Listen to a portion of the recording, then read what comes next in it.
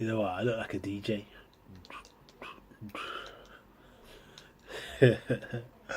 Oh, what a week. Lots of highs and lows, ups and downs. For anyone that knows me, I'm quite a steady Eddie. And as you can imagine, for someone like me, you like to plan life to like the nth degree. This I've just been out of my comfort zone this week. But you know what? That's alright, man. But aside from that, I've had two real highlights this week. My first one was attending a Tehillah evening. No, not tequila, a Tehillah evening. An evening of praise and worship. And that's all your focus is. Just on that, nothing else. And the second was a second thing was a train journey to London. I did that with my kids, my wife, and it was, yeah, those two things are kind of real sort of key highlights for me this week. I mean, what made me enjoy them so much? Well, it's simple. As I abandoned focus on me and put it somewhere else during that worship time, and as I just was able to switch off, as on the train, as it roved across the fields and the hills across the west coast line, I just regained perspective. Just regain perspective in those small moments. I just kind of got back to where I needed to be, really.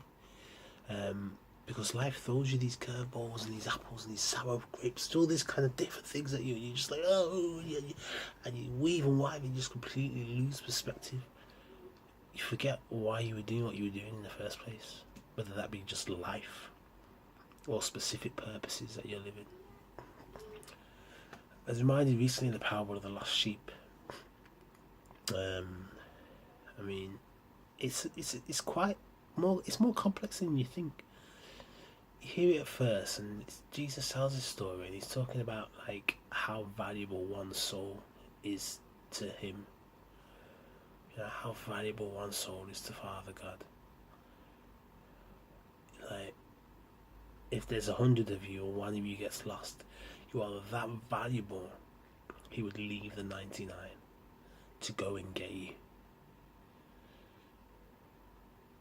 That's it's quite a surreal concept if you think about it. Imagine that you've got 5 kids and you lose one. Would you leave the other 4 and abandon them to go and get the one? I don't know. I'll leave you to answer that question. But that's what this is about. This is a concept there where you've got 99, well, 100 precious souls, and 99 of them you will leave them to make sure you go and get that one, to make sure you keep the 100. That's how precious and valuable one soul was to Jesus. That was a point that's been made in the story.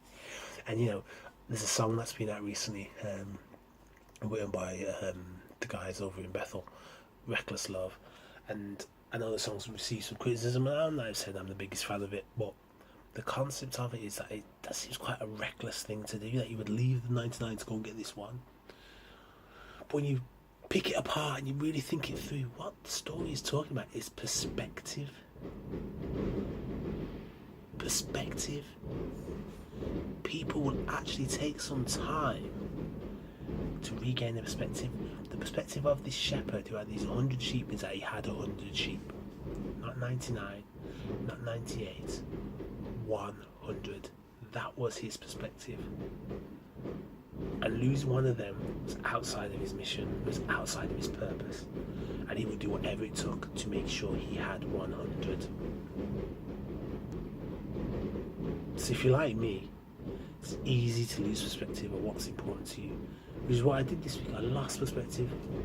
Why I do what I do, who I am, who I was born to be. You lose perspective of all those things, especially when life throws curveballs your way. So if the power of Jesus says anything to you, then it's about regaining perspective to what you were trying to do in the first place. What were you trying to achieve?